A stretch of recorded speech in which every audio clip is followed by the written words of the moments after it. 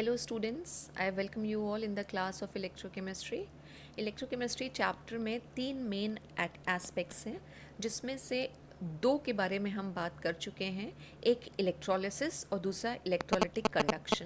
CBSE ने जो syllabus reduce किया है उसमें इलेक्ट्रोलिसिस में से काफ़ी चीज़ें कम हो गई हैं, जैसे फेराडेज लॉज ऑफ इलेक्ट्रोलिसिस हमने नहीं पढ़े क्योंकि those laws are not there in your course now, लेकिन इलेक्ट्रोलिटिक कंडक्शन को हमने बहुत डिटेल में समझा है।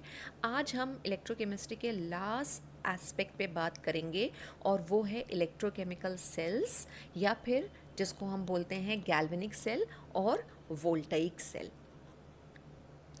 इलेक्ट्रोकेमिस्ट्री में हमने बात करी थी कि आइदर हम इलेक्ट्रिसिटी की हेल्प से केमिकल चेंज प्रोड्यूस करते हैं या केमिकल रिएक्शन प्रोड्यूस करते हैं, या फिर केमिकल चेंज या केमिकल रिएक्शन से इलेक्ट्रिसिटी जनरेट करते हैं।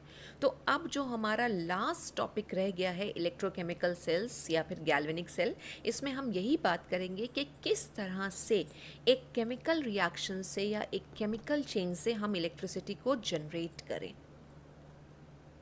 और केमिकल चेंज से इलेक्ट्रिसिटी जनरेट जिस सिस्टम में होती है, जिस डिवाइस में होती है, उसी डिवाइस को हम बोलते हैं इलेक्ट्रोकेमिकल सेल या फिर गैल्वेनिक सेल, और या फिर इसी का ही और एक नाम है voltaic cell. And these name of the cells are given in honour of two Italian scientist जिनके नाम हैं लुइगी गैल्वेनी एंड गैल्वेनी से गैल्वेनिक आ रहा है, एंड एलेसैंड्रो वोल्टा। तो Luigi Galvani and Alessandro Volta, इनके नाम पे इस सेल के नाम रखे गए हैं, गैल्वेनिक सेल और वोल्टाइक सेल। तो गैल्वेनिक सेल या वोल्टाइक सेल एक ऐसी डिवाइस है जो क्या कर रही है, केमिकल एनर्जी को इलेक्ट्रिकल एनर्जी में कन्वर्ट कर रही है। अगर डेफिनेशन पूछी जाए कि हम कैसे डिफाइन करें इलेक्ट्रोकेमिकल सेल, गैल्वेनिक सेल या वोल्टाइक सेल को, तो सिंपल वन लाइन की डेफिनेशन आएगी कि it is a device which is used to convert chemical energy into electrical energy. अब ये गैल्वेनिक सेल और वोल्टाइक सेल आप डेली लाइफ में भी देखते हैं। जो बैटरीज़ हम यूज़ करते हैं बहुत सारे इक्विपमेंट्स में जिनके साइजेस मेंशन होते हैं, AA साइज़ की बैटरी या AAA साइज़ की बैटरी जो टीवी रिमोट में या AC रिमोट में यूज़ होती है, टॉर्च में यूज़ होती है, वो सारे के सारे एग्जाम्पल्स गैल्वेनिक सेल के ही हैं। इवन जो रिस्ट वॉचेस हम यूज़ कर रहे हैं और उसमें जो बटन सेल्स हम यूज़ करते हैं, राइट, उसमें भी क्या हो रहा है, वो केमिकल यूज़ हो रहा है और वो केमिकल क्या कर रहा है, या केमिकल एनर्जी जो है वो इलेक्ट्रिकल एनर्जी में कन्वर्ट हो रही है और इन टर्न वो मैकेनिकल एनर्जी में कन्वर्ट हो रही है और हमारी घड़ी जो है वो अपना फंक्शन करती है। तो जो भी ये सेल्स हैं, ठीक है, ये सारे के सारे गैल्वेनिक सेल के ही एग्जाम्पल हैं। और थोड़ा आगे देखें तो फ्यूल सेल, ठीक है, अब फ्यूल सेल भी इस साल कोर्स में नहीं है, अदरवाइज फ्यूल सेल भी यूज़ होती है जो क्या करती है, हाइड्रोजन और ऑक्सीजन का कंबशन होता है और उससे एनर्जी प्रोड्यूस होती है। तो फ्यूल सेल भी जो है क्या कर रही है, केमिकल एनर्जी को इलेक्ट्रिकल एनर्जी में कन्वर्ट कर रही है। तो all these batteries, cells, dry cells, fuel cells are the examples of galvanic cell. अब गैल्वेनिक सेल में अगर हम बात करें कि इलेक्ट्रिकल एनर्जी कैसे प्रोड्यूस हो रही है, तो वो प्रोड्यूस होती है इनडायरेक्ट रिडॉक्स रिएक्शन से, indirect redox reaction. Redox reaction आपको पता है, जब साइमल्टेनियस रिडक्शन और ऑक्सीडेशन होता है तो उस रिएक्शन को हम कहते हैं रिडॉक्स रिएक्शन। अभी यहाँ पे एक वर्ड और लग गया है, इनडायरेक्ट। इनडायरेक्ट का यहाँ पे क्या मतलब है, सिंपल सा मतलब है, देखिए रिडॉक्स रिएक्शन दो तरह की होती हैं, एक डायरेक्ट और एक इनडायरेक्ट। ऐसी सारी रिएक्शंस जो एक ही कंटेनर में परफॉर्म कर ली जाएं, वो रिएक्शंस हमारी कहलाती हैं डायरेक्ट रिडॉक्स रिएक्शन। और इनडायरेक्ट रिडॉक्स रिएक्शन क्या हो जाएंगी कि जिसमें रिड्यूसिंग एजेंट और ऑक्सीडाइजिंग एजेंट को अलग अलग रखा गया हो, अलग अलग कंटेनर्स में रखा गया हो। तो यहाँ पे इनडायरेक्ट का मतलब है कि ऑक्सीडेशन और रिडक्शन जो है वो अलग अलग चेम्बर्स में हो रहा है या अलग अलग सेल्स में हो रहा है, जिसको हम बोलते हैं हाफ सेल्स। तो रिड्यूसिंग एजेंट, एक में रिड्यूसिंग एजेंट होगा। रिड्यूसिंग एजेंट क्या है? रिड्यूसिंग एजेंट हम बोलते हैं one who is capable of losing electron, one who is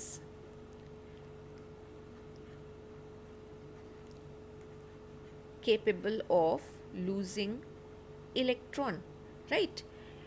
metals reducing agent की तरह बिहेव करते हैं, उनका ऑक्सीडेशन होता है, लॉस ऑफ इलेक्ट्रॉन होता है। तो मेटल्स हमारे क्या हो जाते हैं, जैसे सोडियम, पोटेशियम, सारी मेटल्स नहीं है ना, तो वो क्या हो जाते हैं हमारे रिड्यूसिंग एजेंट। एस ब्लॉक की मेटल्स हम कह सकते हैं रिड्यूसिंग एजेंट की तरह बिहेव करती हैं। और ऑक्सीडाइजिंग एजेंट, तो reducing agent and oxidising agent are kept separately,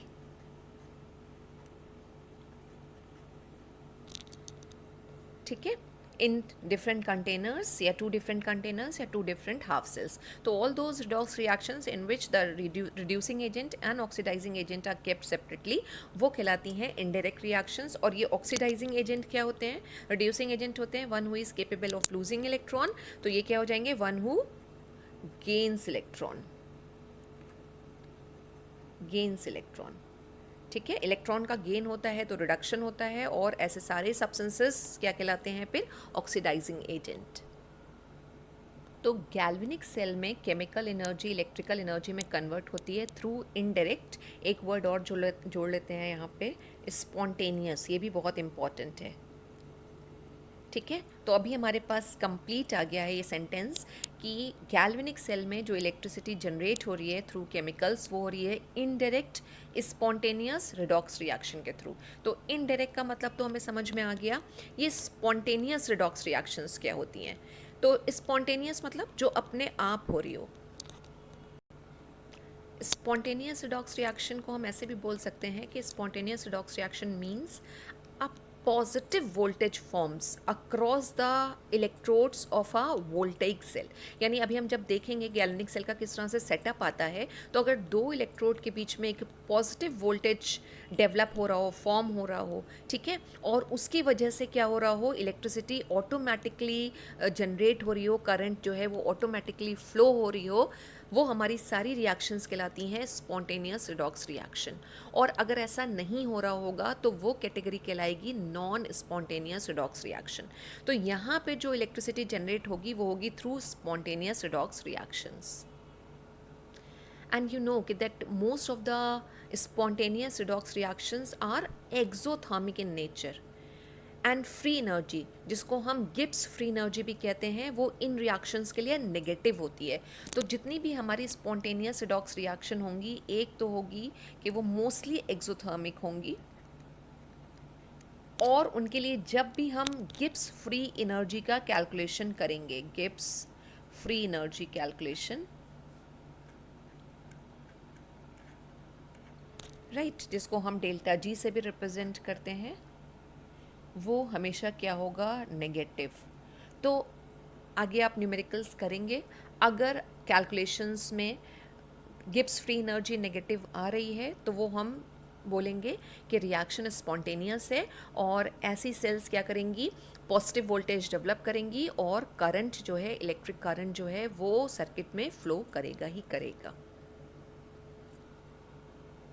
cell के ईएमएफ को भी हम कैलकुलेट करेंगे। तो अगर ईएमएफ पॉजिटिव आ रहा है तो इसका मतलब क्या है? रिएक्शन स्पॉन्टेनियस होनी है। और अगर ये चीज़ नहीं हो रही है, यानी पॉजिटिव वोल्टेज फॉर्म नहीं हो रहा है क्रॉस द इलेक्ट्रोड्स, हमने ईएमएफ कैलकुलेट किया, वो पॉजिटिव नहीं आ रहा है, तो वो ये इंडिकेट करेगा कि जो रिडॉक्स रिएक्शन है वो स्पॉन्टेनियस नहीं है। और इसी में एक पॉइंट यहीं पे और बता दें कि अगर कभी ऐसी कंडीशन हो कि वहाँ पे नेगेटिव वोल्टेज आ रहा हो, तो वो ये इंडिकेट कर रहा है कि रिएक्शन को अगर हम रिवर्स कर दें, ठीक है ना, यानी कैथोड का एनोड और एनोड का कैथोड बना दें, तो वो रिएक्शन क्या होगी? स्पॉन्टेनियस हो जाएगी। अब आज की क्लास में हम जो आगे बात करेंगे वो हम यही देखेंगे कि ये गैल्वेनिक सेल कैसे कंस्ट्रक्ट किया जाता है, इस सेल का स्ट्रक्चर क्या होता है, एंड जब हम इसका कंस्ट्रक्शन करते हैं राइट, और अगर कंस्ट्रक्शन करने के लिए हमने जिंक और कॉपर को यूज़ किया है एज इलेक्ट्रोड्स, तो हम इसी गैल्वेनिक सेल या वोल्टेइक सेल को बोल देते हैं डेनियल सेल। तो आई टोल्ड यू कि गैल्वेनिक सेल और वोल्टेइक सेल बहुत टाइप्स की मिलेंगी हमको, लेकिन अगर हमने डेनियल सेल की बात करी, ठीक है, डेनियल सेल अगर कहीं पे हमें लिखा मिला या डेनियल सेल की बात हो रही है, तो दो चीज़ें आपके दिमाग में आना चाहिए कि डेनियल सेल जो है वो एक गैल्वेनिक सेल या वोल्टेइक सेल का एग्जाम्पल है, और जब भी ये सेल कंस्ट्रक्ट करी गई होगी डेनियल सेल में, तो जिंक यूज़ हुआ होगा जो बेसिकली एनोड की तरह यूज़ होता है, हम आगे देखेंगे, और कॉपर यूज़ हुआ होगा राइट। और अभी हमने बात करी कि हम जो इलेक्ट्रिक करंट जनरेट करते हैं वो हम इनडायरेक्ट स्पॉन्टेनियस रिडॉक्स रिएक्शन से करते हैं, यानी हम जो रिड्यूसिंग एजेंट होगा और जो ऑक्सीडाइजिंग एजेंट होगा उसको डिफरेंट डिफरेंट चेम्बर्स में लेंगे। तो हम मेटल के इलेक्ट्रोड्स तो जिंक और कॉपर के लेते हैं, उसी के साथ जिस मेटल का हमने इलेक्ट्रोड लिया होता है उसी मेटल का हम इलेक्ट्रोलिटिक सोल्यूशन भी लेते हैं, यानी जिंक इलेक्ट्रोड को हम जिंक सल्फेट के सोल्यूशन में और कॉपर को हम कॉपर सल्फेट के सोल्यूशन में डिप करेंगे, और तब इस सेल का कंस्ट्रक्शन करेंगे। किस सेल का? गैल्वेनिक सेल का। और आपको मेजॉरिटी जो बुक्स मिलेंगी अप टू 12th लेवल, उसमें आपको डेनियल सेल का ही कंस्ट्रक्शन मिलता है। तो डेनियल सेल क्या है? डेनियल सेल एक गैल्वेनिक सेल है या वोल्टेइक सेल है, और वो जब भी कंस्ट्रक्ट होगी उसमें मेटल कौन सी यूज़ होंगी? जिंक और copper. Now let's see the structure of this Daniell cell. अब देखते हैं कि डेनियल सेल का कंस्ट्रक्शन किस तरह से करते हैं। इसमें हमने बात करी थी कि इनडायरेक्ट स्पॉन्टेनियस रिडॉक्स रिएक्शन से इलेक्ट्रिसिटी जनरेट होती है, और इनडायरेक्ट का मतलब समझा था कि दो सेपरेट कंपार्टमेंट होंगे जिसमें हमारा ऑक्सीडेशन का रिएक्शन और रिडक्शन का रिएक्शन हो रहा होगा।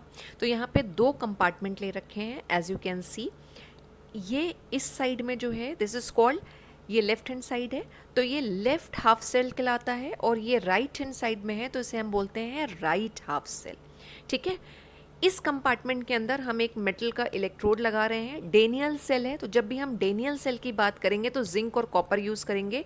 ये हमने यहाँ पे जिंक का इलेक्ट्रोड लगा दिया, जिंक का मेटल रॉड है।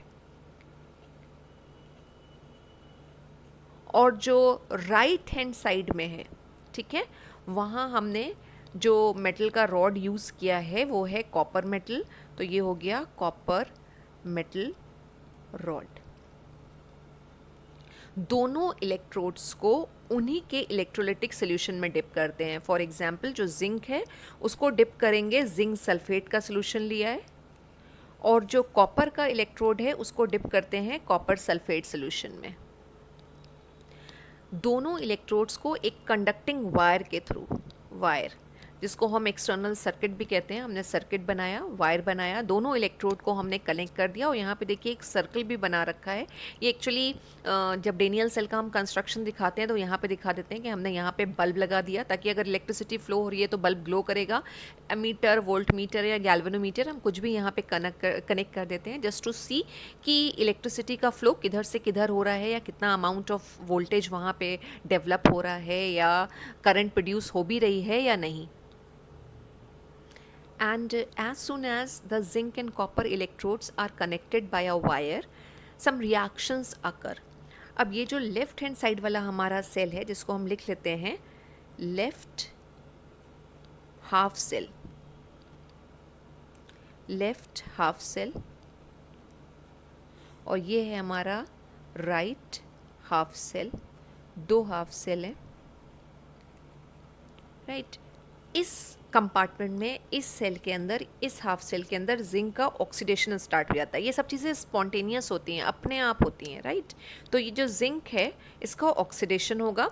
जिंक एस का मतलब है सॉलिड, ये जो हम इलेक्ट्रोड है या मेटल रॉड है हम इसकी बात कर रहे हैं, ये ऑक्सीडाइज होगा, और जब ऑक्सीडाइज होगा तो लॉस ऑफ इलेक्ट्रॉन होगा, ये कन्वर्ट हो जाएगा Zn2+ और 2 इलेक्ट्रॉन। ये रिएक्शन होगी यहाँ पे। अब ये इलेक्ट्रॉन्स यहाँ पे आ रहे हैं ऑक्सीडेशन के प्रोसेस से। ये इलेक्ट्रॉन धीरे धीरे क्या होंगे, इस रॉड के ऊपर सारे के सारे एक्यूमुलेट होना शुरू होंगे, ठीक है ना। और with respect to zinc sulphate solution, ये जो मेटल की रॉड है ये नेगेटिवली चार्ज्ड हो जाएगी राइट। और ये इलेक्ट्रॉन जो हैं इस कंडक्टिंग वायर के थ्रू ट्रैवल करेंगे और पहुंचेंगे यहाँ।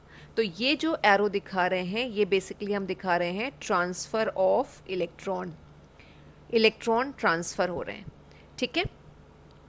अब ये मेटल की रॉड नेगेटिवली चार्ज है और जब हम डेनियल सेल की बात करते हैं तो जो नेगेटिवली चार्ज इलेक्ट्रोड है उसको हम बोलते हैं एनोड। अभी इसको कंफ्यूज मत करिएगा कि हमने जब इलेक्ट्रोलिटिक सेल की बात करी थी तो हमने कहा था कि नेगेटिवली चार्ज्ड आयंस यानी कि एनायंस एनोड की तरफ मूव करते हैं तो एनोड पॉजिटिवली चार्ज होता है। गैल्वेनिक सेल और इलेक्ट्रोलिटिक सेल में ये एक डिफरेंस आएगा जब हम आगे डिफरेंसेस डिस्कस करेंगे कि इलेक्ट्रोलिटिक सेल में जो एनोड होता है वो पॉजिटिवली चार्ज होता है, लेकिन जो डेनियल सेल या हम कहें वोल्टेइक सेल और जो गैल्वेनिक सेल है, जो ब्रॉड नेम है, डेनियल सेल तो एक एग्जाम्पल उसका हो गया, तो गैल्वेनिक सेल में जो एनोड है वो नेगेटिवली चार्ज होता है, ठीक है। अब ये इलेक्ट्रॉन जिंक से कॉपर की तरफ फ्लो हो रहे हैं। अब आप देख सकते हैं कि इलेक्ट्रॉन कहाँ आएंगे, यहाँ पर आएंगे, और ये कॉपर सल्फेट का सोल्यूशन ले रखा है, एक्वस सोल्यूशन बनाया है। एक्वस सोल्यूशन बनाया है तो इसका मतलब क्या, इसमें क्या पड़े होंगे, Cu2+ आयंस पड़े होंगे और सल्फेट के आयंस प्रेजेंट होंगे, ठीक है। अब इलेक्ट्रॉन्स जब यहाँ इस रॉड तक पहुँचेंगे तो जो कॉपर के आयंस हैं वो इलेक्ट्रॉन को एक्सेप्ट करेंगे। कॉपर के आयन जो सोल्यूशन में प्रेजेंट हैं, तो हमने यहाँ AQ लिख दिया, ये इलेक्ट्रॉन्स को एक्सेप्ट करेंगे, ठीक है, और किस में कन्वर्ट हो जाएंगे, Cu में। और सारा Cu जो है यहाँ रॉड पे, जो मेटल की हमने ऑलरेडी कॉपर की मेटल रॉड ले रखी थी, ये कॉपर यहाँ जाके डिपॉजिट होना स्टार्ट हो जाएगा। अब जब ये इलेक्ट्रॉन्स जो हैं कॉपर की तरफ या कॉपर आयंस की तरफ अट्रैक्ट होंगे तो कॉपर आयंस सारे यहाँ इस मेटल रॉड के पास कलेक्ट हो जाएंगे। तो with respect to the solution हम फिर कहेंगे कि जो कॉपर की मेटल रॉड है वो क्या होगी, पॉजिटिवली चार्ज हो जाएगी। और जिंक मेटल रॉड एनोड की तरह बिहेव करती है और कॉपर की जो मेटल रॉड होगी वो यहाँ पे कैथोड की तरह बिहेव करेगी, राइट। आगे जाके हम ये चीज़ भी देखेंगे और इसके रीजंस देखेंगे कि जब भी हम एक सेल को ड्रॉ करते हैं तो हम हमेशा एनोड को लेफ्ट हैंड साइड में और कैथोड को राइट हैंड साइड में ही रखते हैं। और इलेक्ट्रॉन जो फ्लो करेंगे वो किधर से किधर करेंगे, एनोड से कैथोड की तरफ इलेक्ट्रॉन फ्लो करेंगे। और हमको पता है कि जिस डायरेक्शन में इलेक्ट्रॉन ट्रांसफ़र करते हैं उसके ऑपोजिट डायरेक्शन में करंट जो है वो फ्लो होगी। तो करंट किधर से किधर फ्लो होगी अगर हम बात करें तो कॉपर मेटल रॉड या फिर कैथोड से एनोड की तरफ। तो ये जो डायरेक्शन है, this is the direction of flow of current,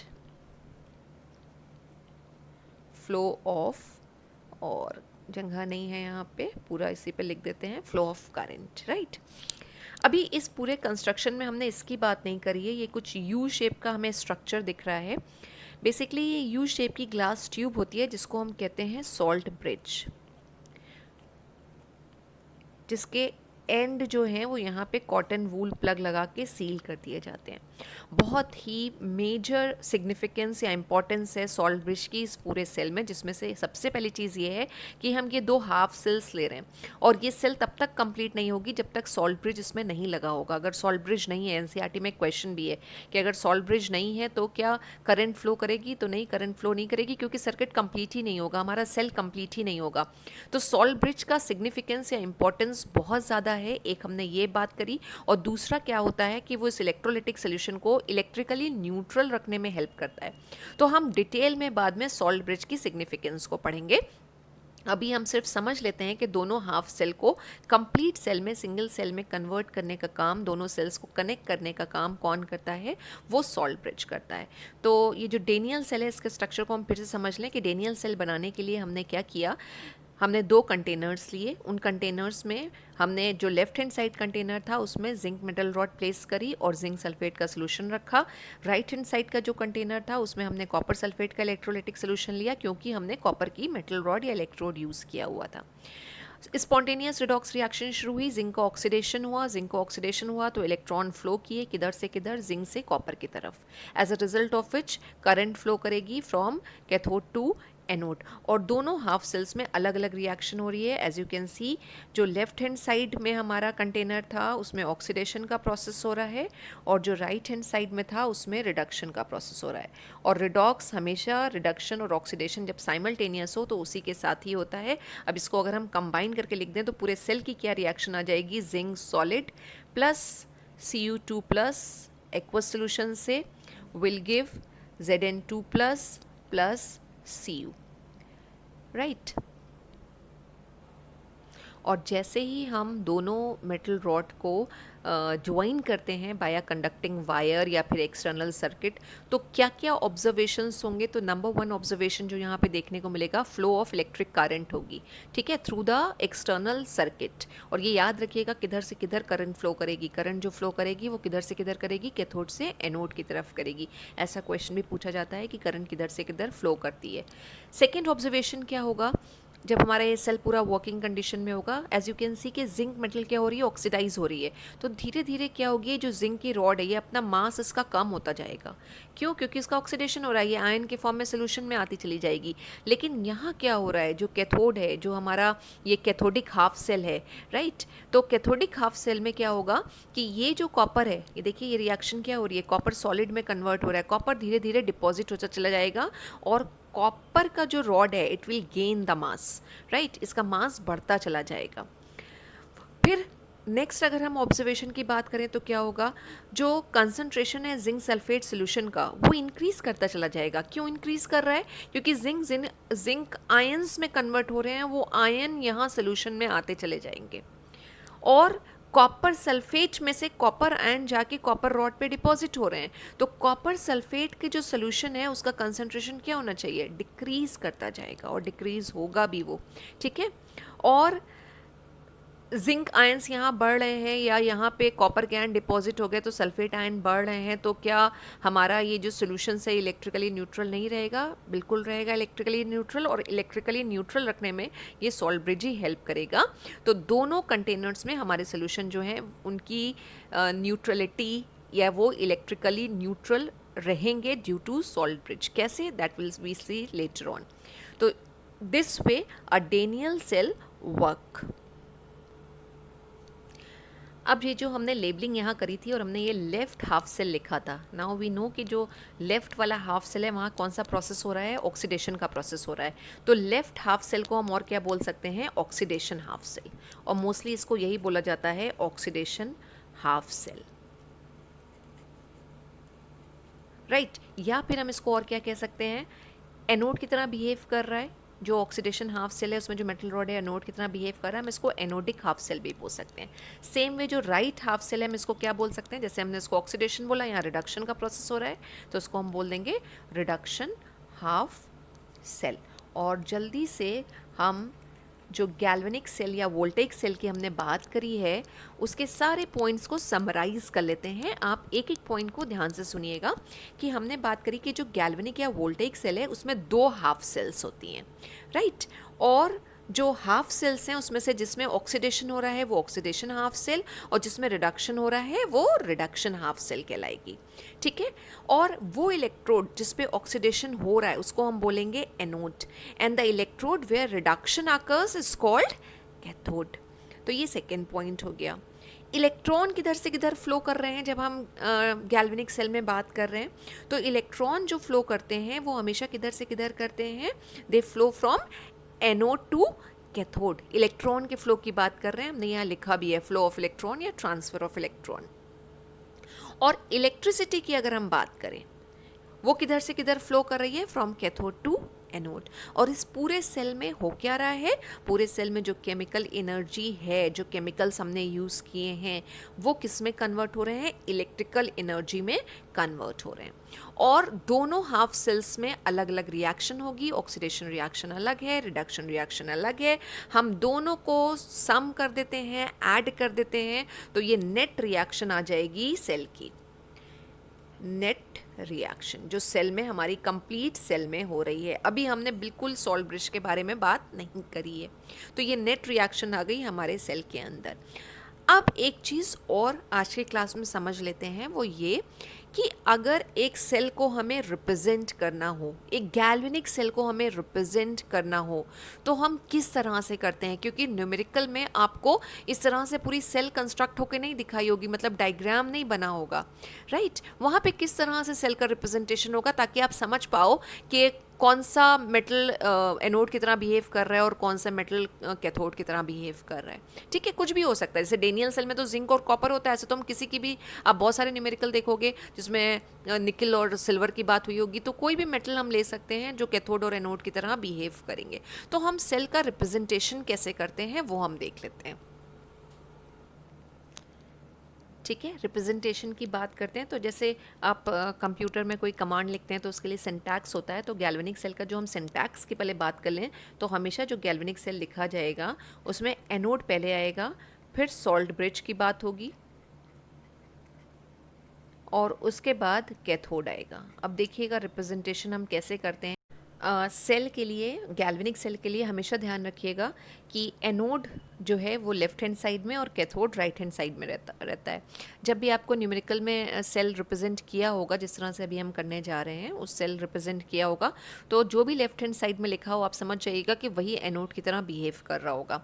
अब हमारे यहाँ डेनियल सेल में हमने कौन सा मेटल ले रखा था? जिंक। ठीक है, तो हम क्या करते हैं, जिंक और जिंक जो है अपने आयंस में कन्वर्ट हो रहा था। जो एनोड था उस पर ऑक्सीडेशन हो रहा था और जिंक जो है अपने आयंस में कन्वर्ट हो रहा था।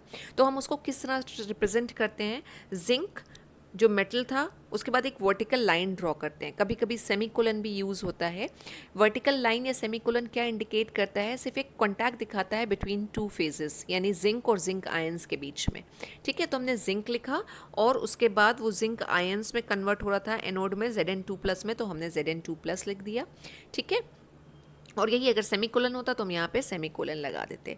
फिर हम कंसंट्रेशन भी बताते हैं सॉल्यूशन का, और जब हम स्टैंडर्ड पोटेंशियल्स निकालते हैं तो यूजुअली जो कंसंट्रेशन होता है वो 1 मोलर होता है।